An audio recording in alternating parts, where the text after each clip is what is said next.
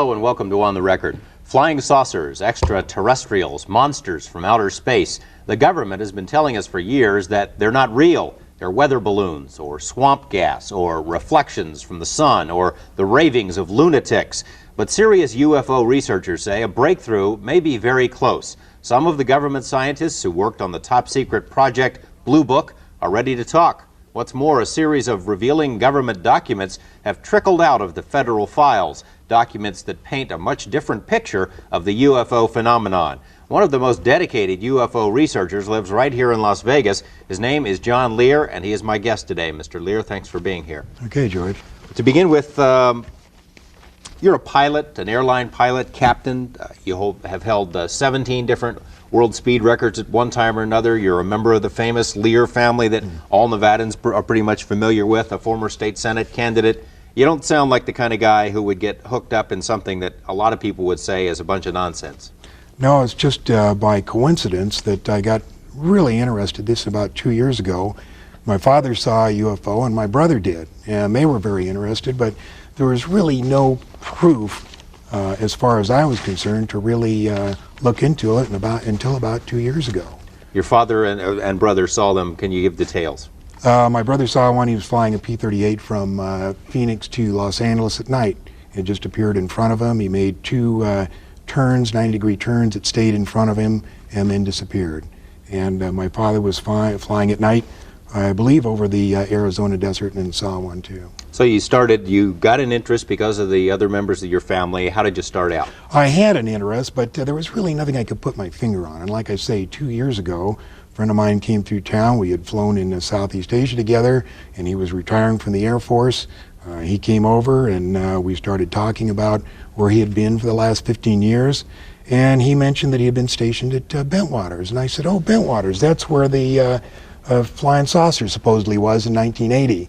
He said, no, John, not supposedly, it was. He said, I don't care if you believe me or not, it landed. I didn't see it because we were confined to quarters, but I know people who did, and I'll give you the names, and if you ever see them, tell them you know me, and they'll tell you the whole story. Since then, I ran into one of the security police who was within 10 feet of the saucer and actually saw the three aliens get out and go up to General Gordon Williams, who was the wing commander at that time. Now, there was quite a bit of documentation regarding this Bentwater incident. Why don't you go into that a little bit? There's the Colonel Halt memo that came out under the Freedom of Information Act, and it told about the mysterious lights and beaming down and everything that happened in the forest except the actual alien landings. That wasn't in the memo. And there was also the tape, Colonel Halt tape, forest tape, that he made over a period of 8 hours. And there's a 20-minute segment that we've been able to get a hold of that you can hear him running through the forest and being worried, saying the thing's after us. Now, why do you suppose that hasn't come out? I mean, this particular incident, why hasn't come out if so many people, and you've told me about this before, have seen it or seen these aliens? Why haven't some of them come forward? A lot of them have come forward, but they're just not getting any press. It's something that people just don't want to deal with, the press doesn't want to deal with, and people aren't going to listen to something unless Dan Rather or any of your big press people are going to tell them about it. And they're just too spooked. The Air Force has made an art form of ridiculing people who have talked about this thing. They've done an excellent job of covering it up for the last 40 years. I'm not trying to sell a book, I'm not trying to promote a lecture. This is based on what I've come across after intense research in the last year. And I have found out that the government has retrieved between 10 and 15 actual flying saucers, 3 of which have been in perfect condition, 1 of which they tried to fly. They have between 30 and 50 alien bodies in cryogenic storage. We even have the name of the person whose job it is to show these bodies to the heads of state and the people who are authorized to see them. They represent at least 5 different civilizations. I can't imagine a Dan Rather or a Tom Brokaw, if that were to come to their attention, a story of that magnitude, that they wouldn't do something with it. Well, I can't answer that question. I don't know why they don't do it. There certainly is enough evidence based on what I've looked at. For instance, the Linda Moulton Howe documentary in Denver for the CBS affiliate there called A Strange Harvest. Since 1975 to 1980, when she made the documentary, there's at least 9,000 cattle mutilations. Now, the government said that the mutilations were normal. Your desert predator did these, but they weren't. The mutilations, we have a picture of these somewhere. Maybe we can see that as you're talking. Well, that's the next picture. There we are. This is the mutilation. New Mexico State Police did the research on, or the investigation on it, and they cut out certain parts with a, and the cut was made with a laser beam far sharper than anything we have. As a matter of fact, they were able to determine that they cut between the cells and didn't cut the cells themselves. We presently don't have this kind of technology. Well, if we don't know that we have this kind of technology, or you and I don't know that we don't, but that doesn't prove necessarily that it's ET. No, except that there's usually a visual sighting of a flying saucer or a light, a strange light, at each one of these sightings. Okay, you mentioned the saucers and the bodies. Now, what kind of proof do you have that is true? How do you know that? Well, let me take a look. Let me read to you first what the Air Force says about the bodies. First of all, I'm going to read from the Introductory Space Science, Volume 2, Department of Physics, United States Air Force. This is Chapter 13, Unidentified Flying Objects. Now, this is what the Air Force has the students at the Air Force Academy read. And it says, the most commonly described alien is about 3.5 feet tall, has a round head, arms reaching to or below his knees, and is wearing a silvery spacesuit or coveralls. Other aliens appear to be essentially the same as Earthmen, while still others have particularly wide wrap-around eyes and mouths with very thin lips. And there is a rare group reported to be about 4 feet tall, weight of around 35 pounds, and covered with thick hair for clothing. Members of this last group are described as being extremely strong. Now, I'm not making this up. This is an Air Force. You can pick out an Air Force physics book and read this stuff. And at the end of the chapter, they go on to say, this leads us to believe in the unpleasant possibility of alien visitors to our planet, or at least of alien-controlled UFOs. Now, the picture that we have of the big head that the Air Force describes, this picture was drawn by an Army surgeon. These are one of the bodies that was recovered in the famous Roswell incident of 1947. Tell us about that. It was the first flying saucer that crashed and was recovered by the Army. It was covered up. There has been several books about it. They recovered 4 beings, and one of the surgeons that was responsible for the autopsy drew that picture and came up with some of these interesting things in the autopsy.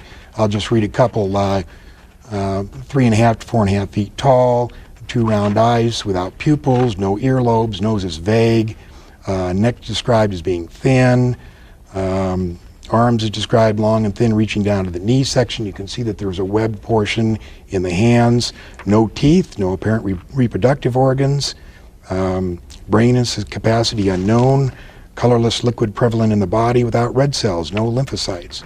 And there's more in that particular report. This is an autopsy report. Now, you said the government goes to great lengths, the Air Force in particular, to discredit this kind of stuff. Where did this come from? How did you get this? That came in a private, that came from the private collection of Leonard Stringfield, who was one of the premier researchers. He worked for the Air Force in the early 50s in a secret project reporting UFOs. Then as a civilian, he continued his private research, and this is out of his collection. Why does the government want to hide this? Why doesn't the Air Force just come forward? Why doesn't, why don't they level with us if this is all true? Well, there's not really much they could say based on what I've been able to find out. George, they're really, what could they say about it? They've been researching it for many, many years, and based on my information, let's say that the president decided to make an announcement. This is, if he made it today, this is what I think that he would say. My fellow Americans, I come to you before you tonight with an announcement of great importance. Despite all our denials, flying saucers do in fact exist. Where they come from, we do not know. Who is in them, we do not know. Where they are from, we do not know, nor do we know how they got here or what they want. We are unable to duplicate any of the metals found on the several craft we have recovered, nor are we able to figure out how they are propelled. We have hidden these facts from you over the past 40 years in hopes that we could give you more answers. Unfortunately, we are no closer to answers today than we were 40 years ago. God bless you all. In other words, you find it highly unlikely that the president would ever make a statement, anything like that. No, it's just, it's too big. It's the problem is not only just the fact that there are five and as many as 10 different civilizations visiting us. Apparently, and this is from the research that I've done, at least 90% of them are hostile. And when I say hostile, if not hostile, they have a completely different set of morals than we do. Okay, I'll tell you what, we're going to come back to the president and aliens because there have been some statements made by presidents, including President Reagan. We'll be right back. UFOs, are they real? We're talking with John Lear on the subject. Mr. Lear mentioned a couple of minutes. Welcome back. UFOs, are they real? We're talking with John Lear on the subject. Mr. Lear mentioned a couple of minutes ago about what the president might say about UFOs. Do you believe that various presidents have been informed about what you believe to be the truth on UFOs? Each president has been informed up to and including President Reagan. I'm not sure to the extent they are informed. Privately, I don't believe they are giving the full briefing. The people that control this information is a organization that we know of as MJ-12, and their top group of military and scientists. And I do know that when the president becomes president, it takes at least 3 or 4 months before he actually gets the clearance to know everything there is. Now that doesn't mean they tell him, but it does take 3 or 4 months to get. Now, talking to the president, let's talk about what the president has actually said. Has he mentioned anything about aliens? President Reagan? President Reagan on December 4th, 1985. This is a copy of the speech from the White House just before he went over to Iceland. He says, I couldn't but, one point in our discussions privately with Secretary General Gorbachev, when you stop to think that we're all God's children, wherever we may live in this world, I couldn't help but say to him, just think how easy his task and mine might be in these meetings that we held if suddenly there was a threat to this world from some other species, from another planet outside in the universe. We'd forget all our local differences that we have between our countries, and we would find out once and for all that we really are all human beings here on this earth together. Now, he couldn't be just making a supposition for purpose of making a point? You're saying he's trying to tell us something? Well, here, 1 week ago at the 42nd General Assembly in front of the UN, September 21st, he says, in our obsession with the antagonism of the moment, we often forget how much unites all the members of humanity. Perhaps we need some outside, universal threat to make us recognize this common bond. I occasionally think how quickly our differences worldwide would vanish if we were facing an alien threat from outside this world. And yet I ask you, is not an alien force not already among us? Now, this is right out of a White House speech. I'm not making this up. What did he mean by this alien force? I mean, does it say? Does he go on to say something? Yeah, he says, what could be more alien to the universal aspirations of our people than war and the threat of war? I see. But the point is, why would he even bring up aliens? I mean, it's pretty far out for the President of the United States to be mentioned threats from outer space. Okay, what about President Carter? President Carter, we have the quote from Carter when he was during his election campaign, if I become president, I'll make every piece of information this country has about UFO sightings available to the public and the scientists. I am convinced that UFOs exist because I have seen one. Jimmy Carter says he saw one. That's Jimmy Carter. He saw one in 1973. But he didn't tell us, did he? He doesn't. The pressure is enormous on these people to cover this stuff up. How can that be? Are they afraid of a panic? That people would panic? There's the panic problem, and there's also the problem that, in fact, in Cro-Magnon man, there may have been some tinkering to make us what we are today. And that's been borne out by several researchers. We couldn't have developed exactly the missing link. Something had to happen to get us going. Between 4000 and 8000 BC, we had just been going along and for hundreds of thousand years not doing anything. All of a sudden, bang, we started making pottery, invented the wheel, invented fire, and everything took off. What was the key that did that? I don't know, but it causes one to think. You mentioned a couple of minutes ago before the break that you think 90% of these visitors are hostile. What makes you think that? Well, Doesn't fit with what we think of as ET, you know? if you read several of these books that are on the newsstands, one is called Intruders, one is called Communion. They apparently come down, and when I say apparently, this is taken from 300 hypnosis cases. A friend of mine has done 140 of them. And the people are abducted, they're taken up into a saucer, usually lasts about an hour. They do all kinds of experiments, they give them shots, they poke them, they cut them, they do all kinds of things, then wipe out their memory and send them back. Only after several months of some psychological problems do they end up going to a psychiatrist. And the psychiatrist, on trying to find out what the problem is, in the use of hypnosis, finds out that this person has been abducted. What's the reason for that? What are they trying to learn? There's three things that they're trying to do with these abductions. The first thing is they're trying to monitor us. It started in the early 40s, and they'd put a little unit, very small BB-type object, way up in the backside of the brain, and they'd leave it there for about 18 years. They'd pick them up and put it in about 4 years old. About 12 years old, they would pick them up and monitor it. Then about 18, they'd take it out. The second thing they did is they put a post-hypnotic suggestion. According to many of the people that have been hypnotized, and we found out what they've told them, apparently within the next 2 to 5 years, there is going to be a big event. Something enormous is going to happen. And these people who have been abducted, and there's probably over 100,000 of them, have been given some place to go and something to do. But under our best hypnotic techniques, we cannot find out what it is. So how do we know that that's true? Because they said they're going to do something. They know that they're going to do something, but under the hypnosis, they can't find out exactly what it is. And the third thing that they do is genetic experiments. They've been crossbreeding. There's a very good book out now called Intruders, written by Bud Hopkins, and it's about a crossbreeding experiment with a girl in Indianapolis. And they actually, the big head, what we call the big head in research, the little 3.5 foot tall with a big head, they crossbreed that with this girl in Indianapolis, and there were 7 children. And just last fall, before the book was published, they brought the oldest and the youngest to show to her, and they let her name all 7. Now, this book has been thoroughly researched by Bud Hopkins, and although it sounds strange, believe me when I tell you, you may not find out in a month, a year, 5 years, or 10 years, but you'll look back at what I'm telling you now, and you'll say to yourself, my gosh, the son of a gun was right. Well, where's this girl now? She's just living She lives on a in farm? Indianapolis. She lives in town, or just outside of town. She just got married. Bud went to her wedding.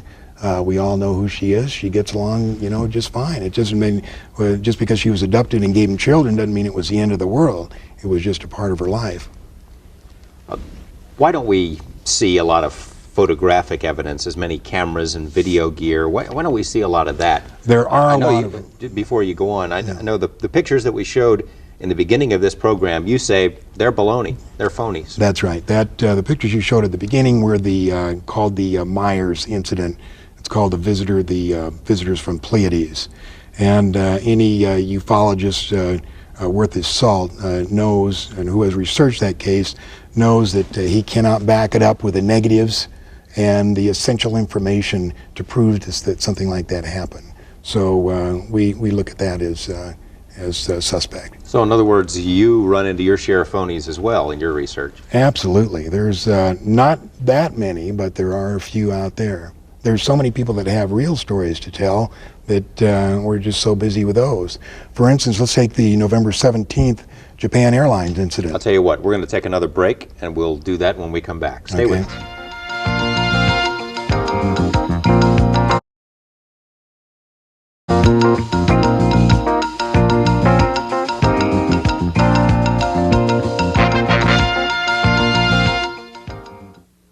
Welcome back. We have a few minutes left with John Lear. We're talking about UFOs. You were about to tell me about the Japanese airline incident. It's probably something that's still in the memory of our viewers. Yeah, the Japanese airline incident was a cargo 747 that had taken off from Iceland flying to Anchorage, And as he passed over the United States border and the northern part of Anchorage, he was intercepted by a UFO that was twice the size of an aircraft carrier, and he was followed by 40 minutes. He made a complete 360-degree right turn. He made a descent of 5,000 feet, and the thing stayed with him. Regardless of what you hear, the FAA did have him on radar, and so did the Air Force. If you have a picture there, this is a 26-page document made by Bruce Maccabee, who's a physicist employed by the Naval Surface Weapons Laboratory and one of the most respected figures in ufology. I don't think we have that picture, so go ahead. Okay, I'm just going to hold it up here, and you can see the size of the 747 to the UFO. Now, the UFO was not brightly lit like that. It's just made like that for reference. It was dark. But this is what he saw beside him. Well, whose rendition is this? This is the captain's, this is from the captain's rendition when he was debriefed by the FAA. Now, certain UFO debunkers have said what he saw was the planet Jupiter. Well, this is an insult to all transport category captains around the world. I mean, the guy knows the difference between something that's twice as big as an aircraft carrier and the planet Jupiter. I've also heard that it's the reflection of his own plane. But the radar, Yeah, that was an something like attempt to describe it. You can't imagine what pressure these people are under to cover this stuff up. It's tremendous pressure. It really is. Okay. You were going to tell me that the church, did you want to go further into the JAL incident? No, I just want to say that's a 26-page report. It had the captain and the ATC conversation. It had the radar plots, and it had the Air Force plots and the FAA radar plots. There was no question about it. You want to tell the thing followed him. The church, what do they think about UFOs? Well, here's a copy from the London Evening News, July 21st, 1987, and it says, "Prepare to meet thine aliens. Vatican theologians have acknowledged that there could be life on other planets. Now they plan to train missionaries capable of working in space and meeting aliens. Jesuit scientists at the Vatican Observatory in Frascati near Rome have reported moving lights and other identified phenomena in the sky. Starting in September, the Vatican University will have a special UFO section." You've said before you thought a lot of their intentions were hostile, and you've mentioned before that a lot of the sightings are around military bases. Why don't we see them here, Las Vegas? We got a lot of military bases here. Well, in fact, there have been a lot of reports of UFOs in and around Las Vegas, not specifically over the Air Force bases. We have the test site, and of course we don't know what's going on there, and we have Nellis Air Force Base, but there have not really been a lot of sightings over there.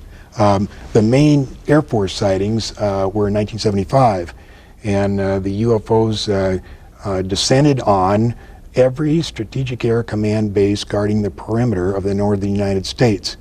And they hovered over the nuclear weapons storage area, and they stayed there with impunity for up to 2 and 3 hours over a period of 3 days. And nobody heard about it? Well, there was a few reports, but you really don't. I have a report 150 pages long of the F-106s that were sent out to chase them, and the helicopters, and notifying the Canadian authorities, and the security patrolmen that were sent down to actually see what was going on, and they'd come up on these things, and they'd say, "I'm not going any further." You think maybe it's a top secret area, if the Air Force actually does have them, maybe they got him here? I'm certain they do. Up at the test site, there's a report that of the 3 that they got in perfectly good condition, at least 1 is up at the test site and has flown, and 1 was being flown as of 1981. By us? By us, yeah. We mentioned at the top of the show that perhaps a breakthrough might be coming, that some of these people from MJ-12 or from the Project Blue Book who are in on the government's research and who saw some of this stuff might be ready to talk. We got about a minute left. Why don't you tell me about that? It's our information that part of MJ-12 wants to release it, part of it doesn't.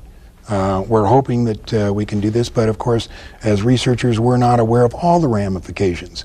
We just know of what we're looking at. So we would like to see them release it, but we really don't know if they are. Okay, John Lear, it's been very interesting. You keep us posted. Sure will. Thank you. We'll see you next week with more of On the Record.